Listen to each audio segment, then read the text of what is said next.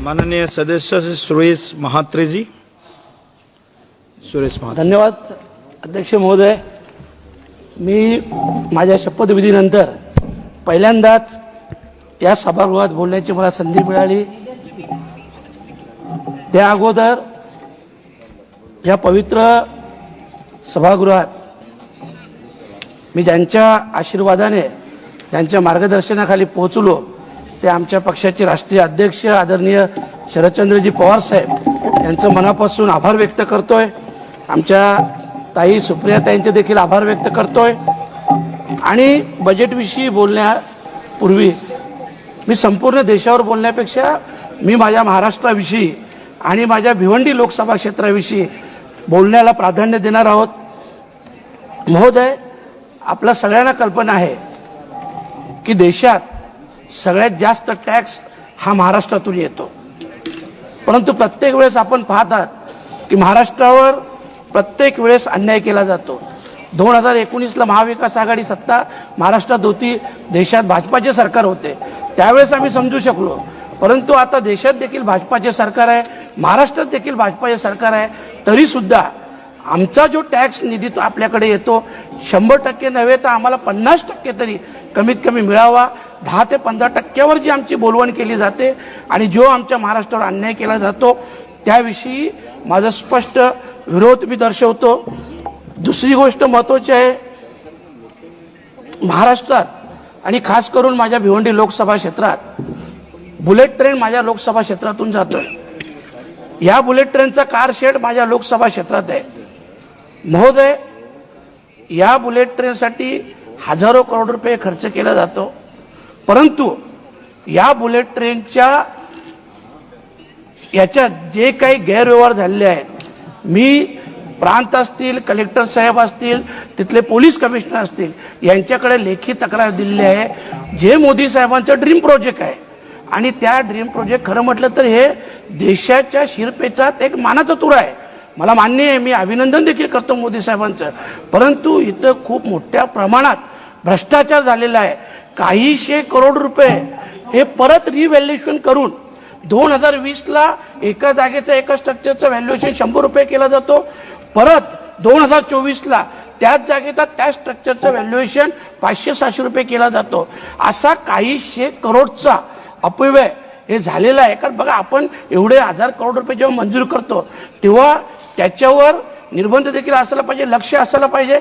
आणि म्हणून मी नक्की आपल्या निर्देशनास देतो की याविषयी आपण माहिती घ्याल, चौकशी कराल, अशा प्रकारची अपेक्षा व्यक्त करतोय।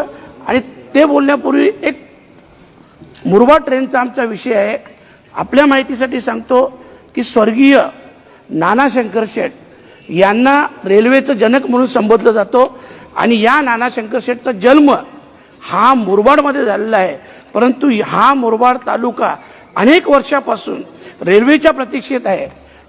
2022-23 मध्ये मुरबाड रेल्वेला मान्यता मिळाली, 864 कोटीचा प्रोजेक्ट बनवला, परंतु त्याच्यात आणखी लँड ॲक्वायरसाठी फक्त 1300 करोडची आवश्यकता होती, परंतु ते 1300 करोड 2022-23 पासून ऑगस्टपासून आजपर्यंत आम्हाला दिलेलं नाही। जर ते 1300 करोड दिले तर मुरबाडवासियांचं स्वप्न पूर्ण होईल। याहीपेक्षा महत्त्वाचं, जे रेल्वेचे जनक आहेत नाना शंकर शेठ यांच्या स्मृतीस खऱ्या अर्थाने आपण श्रद्धांजली वाहू असं माझं मत आहे। आणि मला विश्वास आहे की आपण हे 1300 करोड रुपये मंजूर करून या रेल्वेला प्राधान्य द्याल। महोदय, जेव्हा बुलेट ट्रेनचं आपण पाहतो, बुलेट ट्रेनपासून तुम्ही 20 ते 25 किलोमीटरच्या अंतरावर गेल्यानंतर आमचे जे काही रेल्वे स्टेशन आहेत, वाशिंद असेल, आसनगाव असेल, आडगाव असेल, बदलापूर आहे, अशा रेल्वे स्थानकात जर तुम्ही परिस्थिती बघितली, तिथले बाथरूम बघितले, तिथले बाकडे बघितले, वरचे शेड बघितले, एक शेड 1 करोडच्या शेडचे काम बदलापूर रेल्वे स्टेशनमधून 2 वर्षापासून चालू आहे, ते पूर्ण होत नाही। म्हणजे एकीकडे आपण बुलेट ट्रेन सारखा लाख करोडचा प्रोजेक्ट बनवतो, दुसरीकडे काही करोडांचा विषय आहे तिथं आपण जाणीवपूर्वक लक्ष देत नाही। ज्या मध्यमवर्गीयांच्या जीवावर ही रेल्वे एवढी फायद्यात आहे तर त्या मध्यमवर्गीयांकडे आपण आवर्जून लक्ष द्यायला पाहिजे। तिसरा महत्त्वाचा मुद्दा आहे की आपण शेतकऱ्यांविषयी चांगल्या योजना आणल्यात किंवा शेतकऱ्यांच्या मालाला भाव मिळाला पाहिजे, हमी भाव मिळाला पाहिजे, उत्पन्न वाढलं पाहिजे.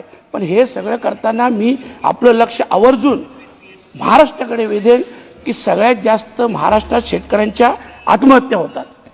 परंतु या आत्महत्येला जी काही भौगोलिक परिस्थिती असेल, जीही परिस्थिती असेल, या परिस्थितीवर मात करून त्याच्यातून मार्ग काढणे हे शासनाचं कर्तव्य आहे. परंतु गेल्या अनेक वर्षापासून हजारो शेतकऱ्यांनी आत्महत्या केल्यानंतर देखील आज पण ही सारखीच परिस्थिती आज आमच्या महाराष्ट्रातील शेतकऱ्यांवर आहे. तर कृपया करून या गोष्टीकडे आपण लक्ष वेधलं पाहिजे, त्याच्यात मार्ग काढला पाहिजे. कारण शेवटी जरी भौगोलिक परिस्थिती वेगळी असली तरी भौगोलिक परिस्थिती सुद्धा आपण इतर देशात गेलो का पाहतो की भौगोलिक परिस्थितीवर मात करून ते लोक खूप पुढे गेल्यात. आपण देखील जाऊ शकतो. तशा परिस्थिती आपण करावा. आता जो कुंभमेळा झाला सगळ्या हिंदूंचे श्रद्धास्थान आहे. 144 वर्षानंतर अध्यक्ष महोदय हा योग आलेला आहे. एवढा चांगला योग आलेला असताना आपल्यालाही कल्पना आहे कुंभमेळ्याचं नियोजन हे महिना 2 महिन्यापूर्वी होत नाही. हे कमीत कमी 10, 12, 14 वर्षापूर्वी नियोजन होतं. आणि असं नियोजन एवढ्या वर्षाचं असताना देखील आज तिथं जी काही चेंगराचेंगरी झाली, जे काही लोक मृत्युमुखी पडले, त्या सगळ्यांच्या स्मृतीस मी अभिवादन करतोय, श्रद्धांजली वाहतोय. परंतु या सगळ्या गोष्टी जबाबदार कोण आहे?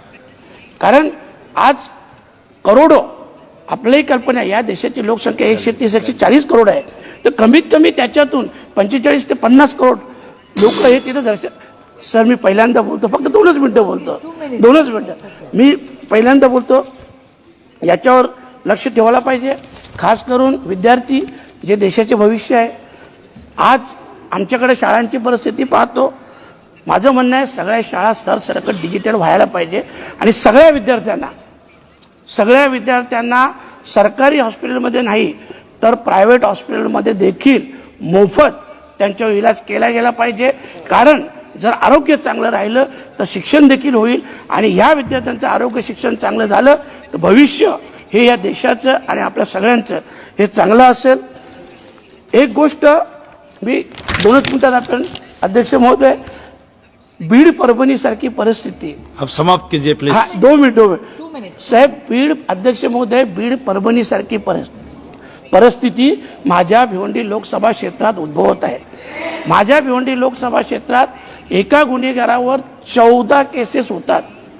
14 केसेस, 302, 307 हत्येचा प्रकार सगळ्या केसेस जातात. मोक्कामधून जामीन मिळाल्यानंतर तो आरोपी पुन्हा 6 गुन्हे करतोय. तडीपार असताना 2 गुन्हे करतोय. 50 दिवस झाले पोलीस त्याला अटक करत नाही. तो आरोपी सार्वजनिक कार्यक्रमात, लग्न विवाह असेल, टुर्नामेंट असेल, जाहीररित्या फिरत असतो.